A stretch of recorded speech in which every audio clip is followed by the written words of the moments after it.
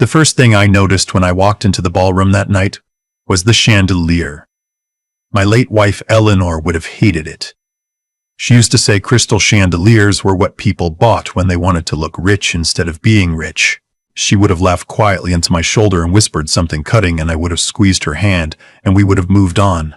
But Eleanor had been gone 4 years by then, and I was standing alone under that ridiculous chandelier at my only son's wedding, holding a champagne flute I did not want, watching $300,000 of my money pretend to be elegance. My name is Sterling Aldrich. I am 68 years old.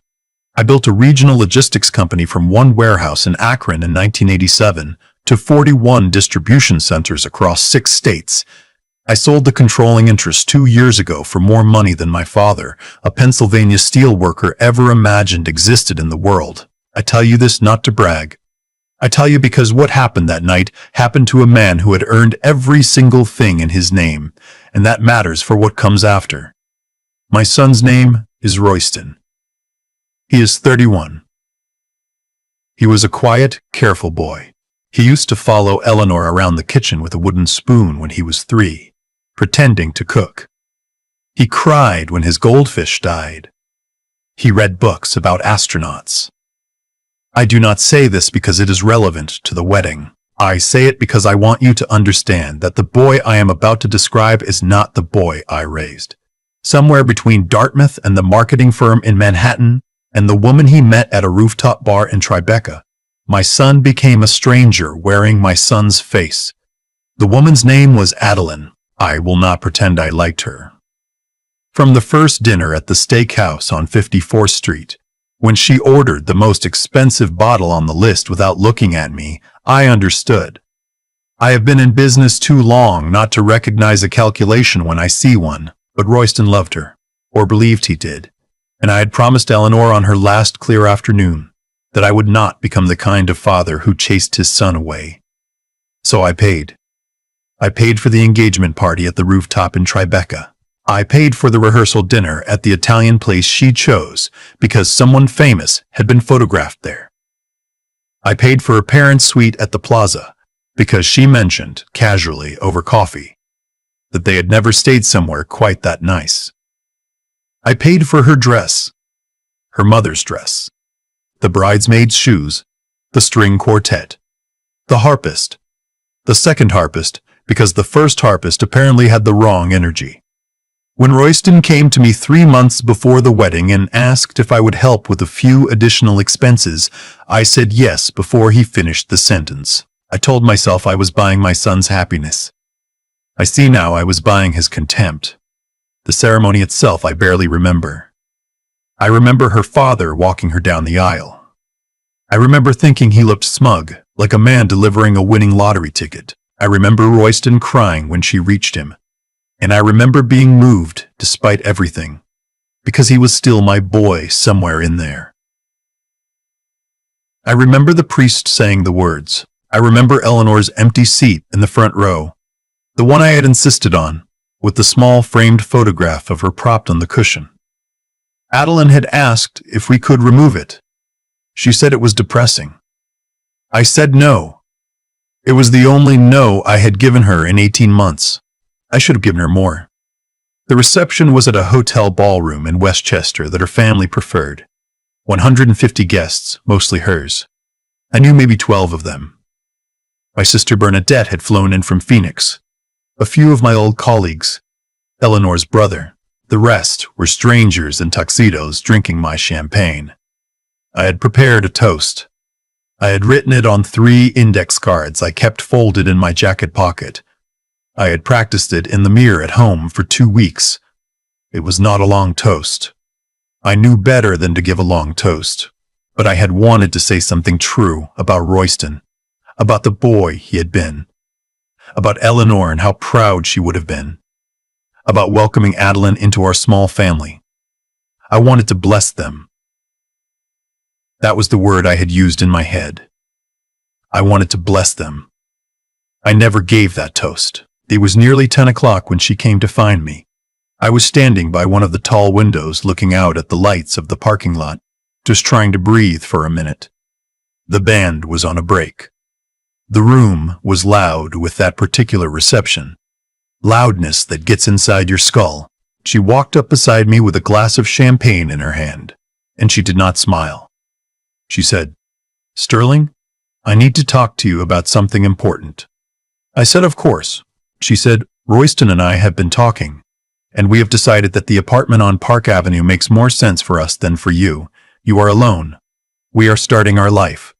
We need the space. We will need it more once we have children. So, we have decided that you should give us the keys tonight as a wedding gift. We thought it would be a nice gesture in front of our guests."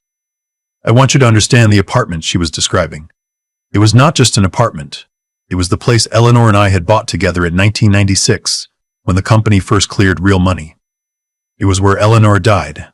It was where every photograph of our life together hung on the walls. It was where her clothes were still in her closet because I had not yet been able to make myself touch them. It was where I lived. It was where I would die, I had assumed in some quiet way, in the bed we had shared for 31 years. I looked at her. I did not yell. I have never been a man who yells. I said, "No, sweetheart. That is not going to happen. We can talk about helping you find something wonderful of your own, but that apartment is my home." She said, "You do not need it." I said, "It is not about needing it." She said, "You are being selfish." And before I understood what was happening, before my brain had even processed the movement of her arm, she had slapped me across the face. Hard, open palm, the kind of slap that makes a sound the whole room hears even over the noise. The ballroom went silent in pieces, the way silence travels through a crowd, table by table, conversation by conversation, until you could hear the clink of someone's spoon against a coffee cup at the back of the room. 150 faces turned toward us. My cheek was burning. My ear was ringing. I could taste blood from where my teeth had cut the inside of my mouth. Royston came running. I thought for one foolish second that he was coming to defend me. I thought he was going to take her by the elbow and walk her out of that room and apologize to me on his knees. I thought he was going to be my son. He was not coming to defend me. He was coming to defend her. He stood between us and put his hand on her back and looked at me like I was the one who had done something wrong. He said, "Dad, why do you have to make everything difficult? Why can you not just give her this one thing? It is just an apartment. It is just keys. Mom is gone. The apartment is too big for you. You are being stubborn. You are ruining her wedding day." I looked at my son. I looked at the woman who had just struck me. I looked at the silent room. I looked at the photograph of Eleanor I could see in my mind, the one on the empty chair. And I thought, "My love, you would never have allowed this." And then something inside me went very still and very cold. I did not say anything for a long moment. I took out a handkerchief and dabbed at my mouth, a streak in my jacket. I looked at Adeline and then at my son, and I said, "You were right. You were right that we should not do this here. Let me make a phone call. I will be back in 15 minutes. I walked out of the ballroom. I crossed the lobby. I went out the front doors of the hotel into the cold November air, and I stood on the curb, and I took out my phone, and I called the only person I knew would still be awake at 10 o'clock on a Saturday night. Her name is Marguerite Donnelly Castellanos. She has been my attorney for 26 years. She is 61 years old, 5'2", weighs maybe 100 pounds soaking wet, and she is the most dangerous person I have ever known. She picked up on the second ring. I said, "Marguerite, it is Sterling. I need you here in 20 minutes. She said, "Where is here?" I told her the hotel. She said, "What happened?" I said, "I will tell you when you arrive. Bring the binder." She knew which binder. She did not ask another question.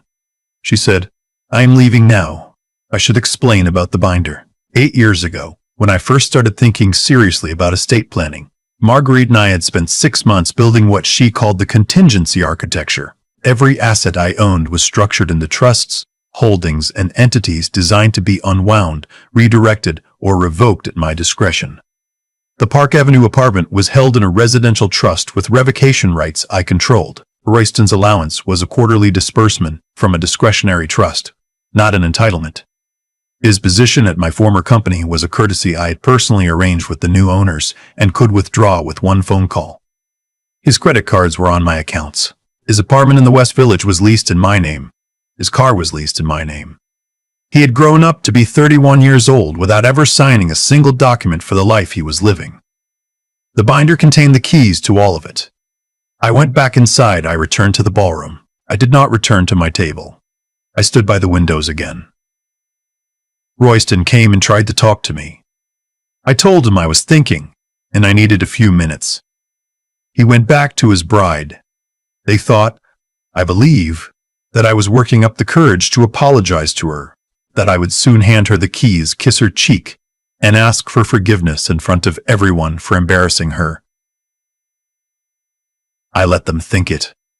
I watched the room for 14 minutes.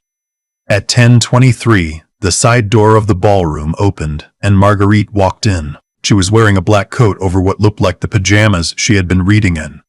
She was carrying the binder. Her hair was tied back. She looked, to anyone who did not know her, like a small, tired, slightly disheveled grandmother. She crossed the ballroom in a straight line toward me, and I watched Adeline's face change as she registered the stranger walking toward her father-in-law with the leather binder in her hands. Marguerite stopped beside me. She said, "Who slapped you?"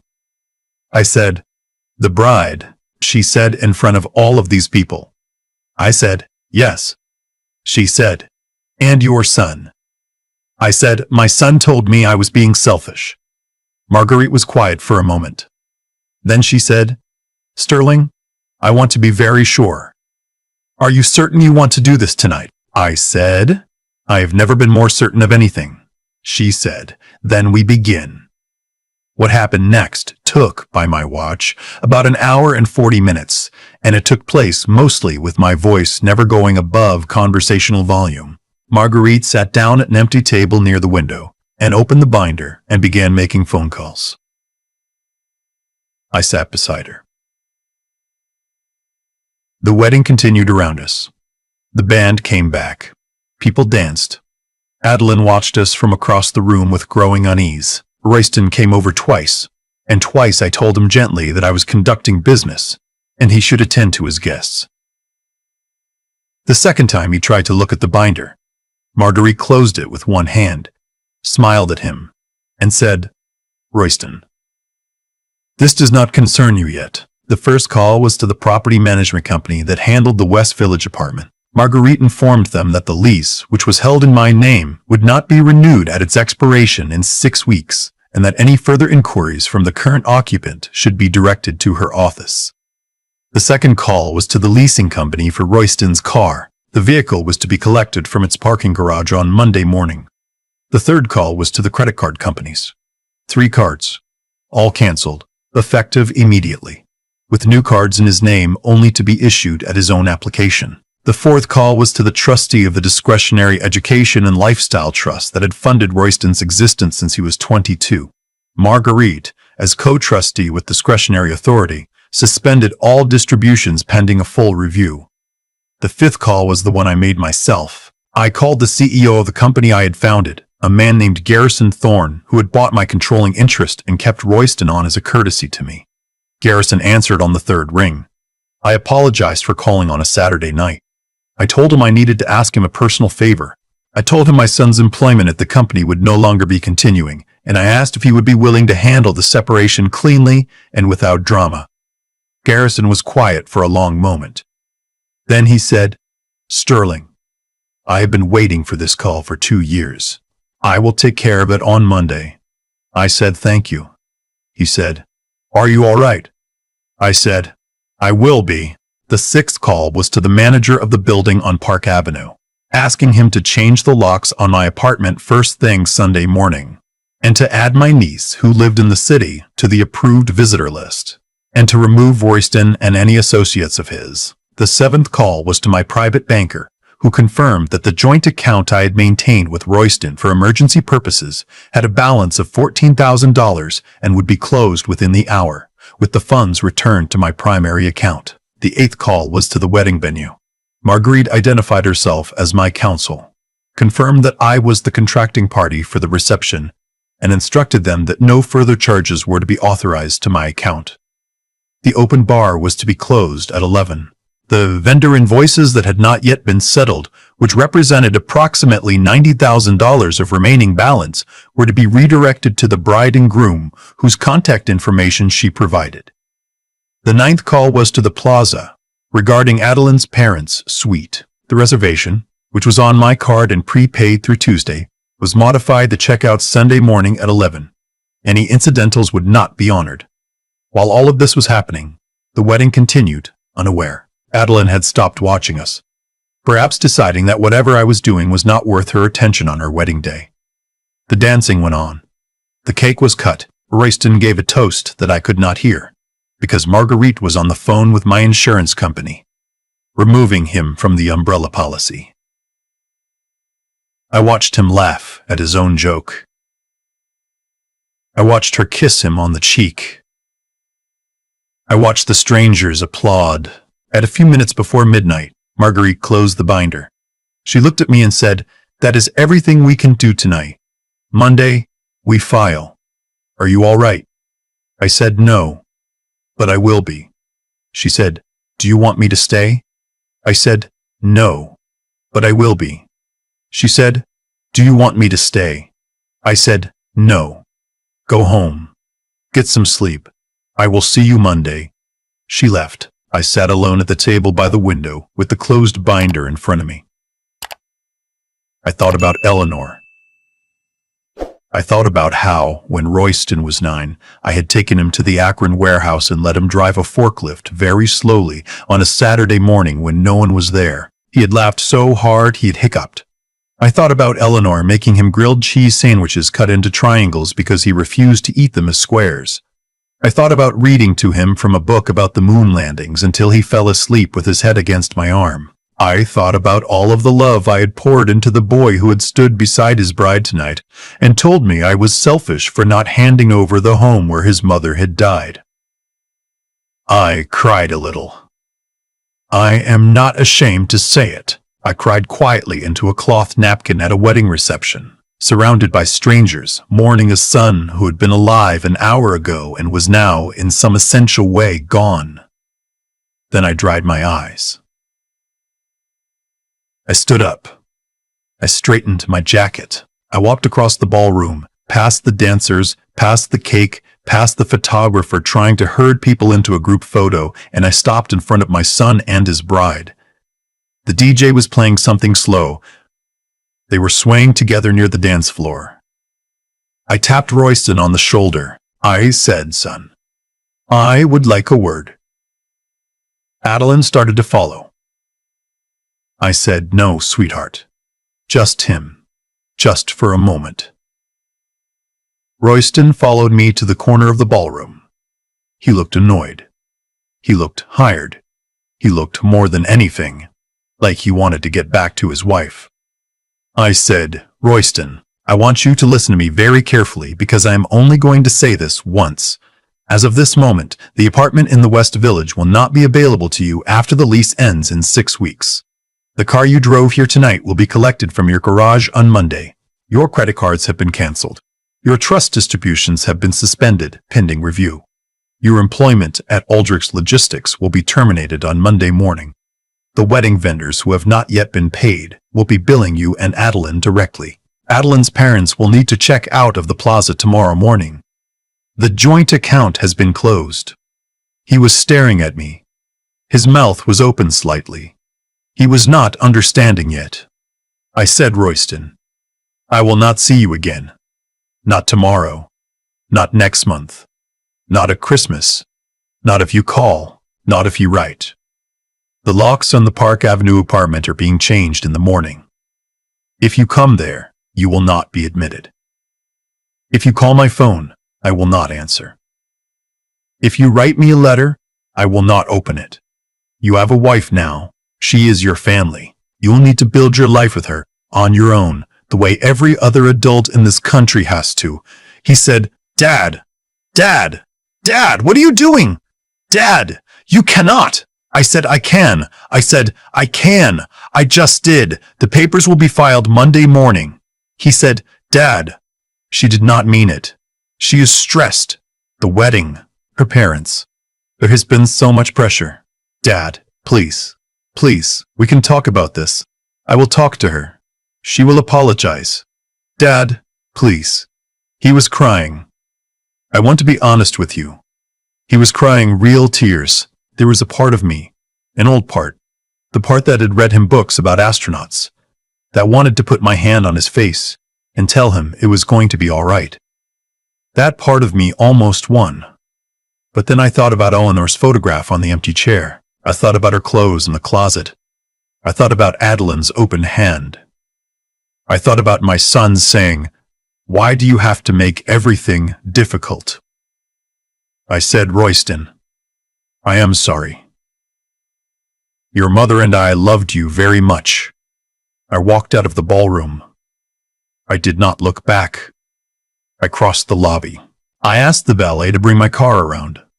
I sat on a bench by the door while I waited, and I watched the snow start to fall. The first real snow of the season. When the car came, I tipped the valet $100 because he had been kind to me earlier, and I drove home to the Park Avenue apartment alone.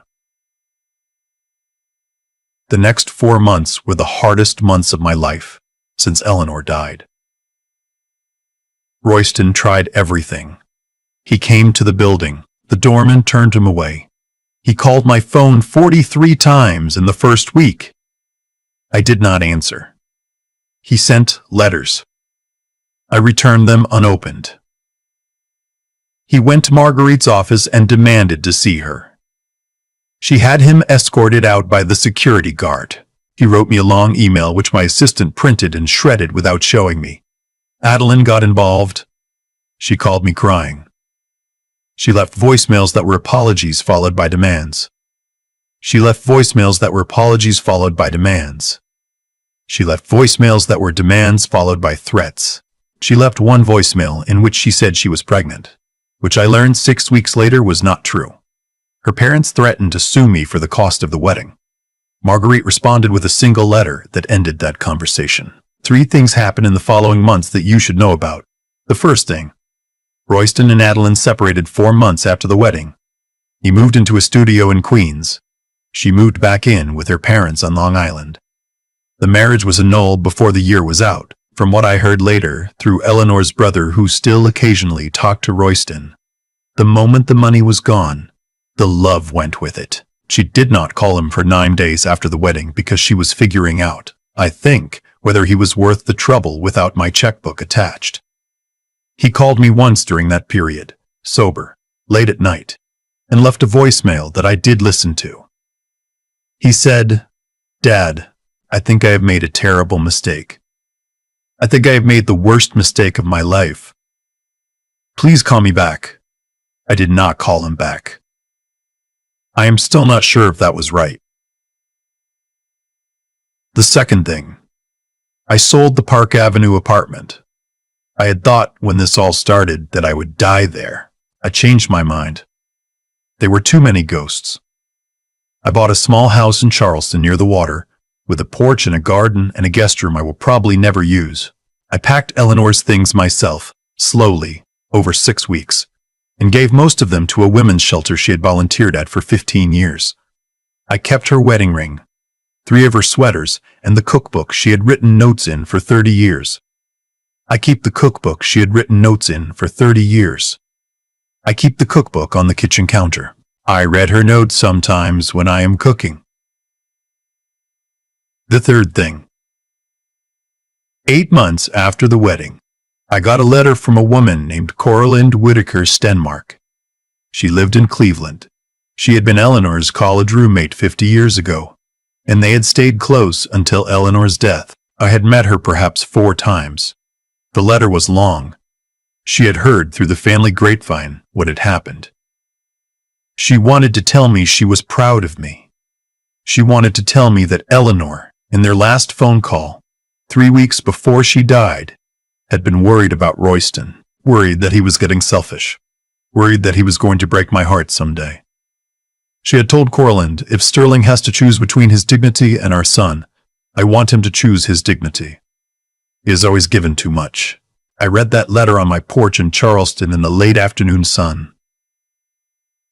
I read it 3 times. Then I put it down and I cried for an hour. And I felt Eleanor's hand on the back of my neck the way she used to put it there when I was struggling with something at work. And I felt her say, "My love, you did the right thing. You did the only thing. I am 72 now. I live alone, but I am not lonely. I have a small group of friends in Charleston, mostly other widowers and one divorcee named Henrietta, who I take to dinner on Thursdays. I have a dog named Custis. I read a great deal. I volunteer at the literacy program at the public library on Tuesdays. I have not seen Royston in 4 years. He sends a Christmas card every year. I keep them in a drawer, unopened. Maybe someday I will open them. Maybe someday I will open them. Maybe someday he will write a letter that I read. Maybe someday I will meet him for coffee in some neutral city, and we will sit across from each other as 2 strangers who used to know each other very well, and we will see if there is anything left to build on. I do not know. What I know is this: I raised a boy who became a man who watched his wife strike his father at his wedding, and called his father selfish for not handing over his home. Whatever I did wrong as a father, I did right that night, and I will not apologize for it. Not to him, not to her, not to any of the strangers who heard the slap and said nothing. I only wish Eleanor had been there to see Marguerite walk into that ballroom in her pajamas with the binder under her arm. She would have laughed. God, she would have laughed.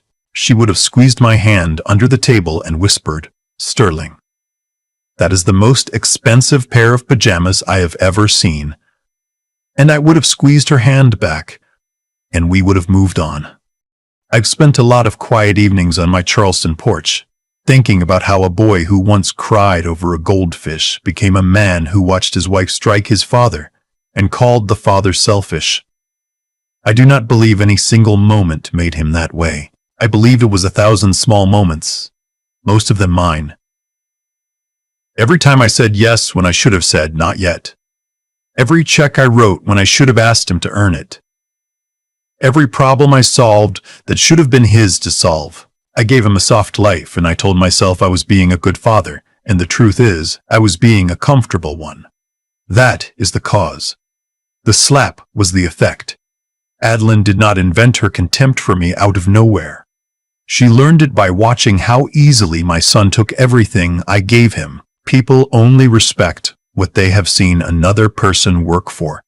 Royston had never seen me say no to him, so it never occurred to either of them that no was a word I owned. I think often about the difference between kindness and weakness. For most of my life, I confused them. I thought a generous father was a loving father. I thought a patient father was a wise father. But generosity without discernment is not love. It is fear dressed up as love. I was afraid Royston would not need me if I stopped paying for his life. And so I paid. And in the end, he did not need me anyway. And I had purchased my own irrelevance 1 wire transfer at a time. What I would tell any father watching this is something I wish someone had told me at 40. Your job is not to make your son's life easy. Your job is to make your son capable. Those are 2 different jobs, and most of us pick the wrong one, because the wrong one feels like love in the moment. Real love sometimes looks like a closed wallet and an open hand. Real love sometimes sounds like the word no said gently and meant completely. I also believe this. A man's dignity is not a luxury he can afford to surrender for the sake of keeping the peace. The night Adeline struck me, I had a choice. I could have handed her the keys and kept my son. I've thought about that version of the story many times. In that version, I am still paying for everything, and Royston is still calling me selfish, and Eleanor's photograph is in a box in a closet because Adeline redecorated. In that version, I died a long, slow death of small surrenders, and no one who loved me would have recognized me at the end of it. I chose the harder road. It cost me my son, at least for now. It also gave me back myself. At 68, I learned something I should have learned at 30. You cannot raise good people by giving them everything. You raise them by letting them carry what is theirs to carry and by being strong enough when the time comes to let them go.